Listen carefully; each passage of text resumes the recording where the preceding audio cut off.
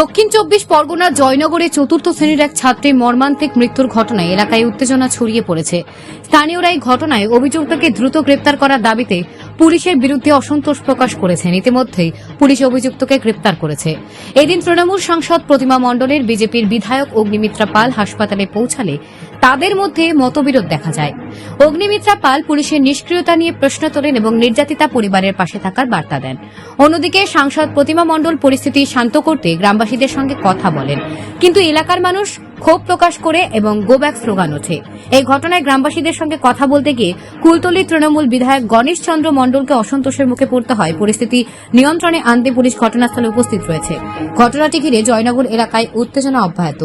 Bureau report, news prime Times.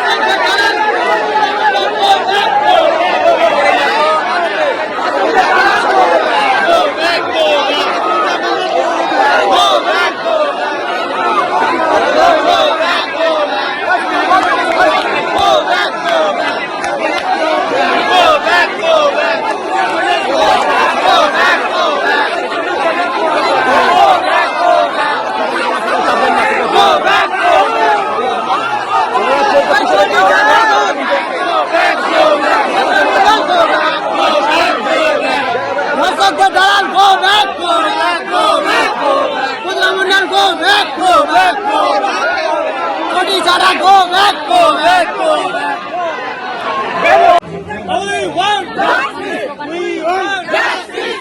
I want justice! You want justice! Justice for Hajigar! Justice for Kuntoli! Justice for Justice for Moismani! Justice for Moismani!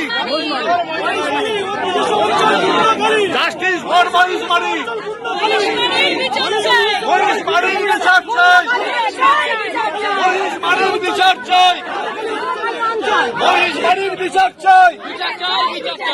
Moismani বিচার চাই! Moismani বিচার চাই! Moismani বিচার চাই! Moismani বিচার চাই!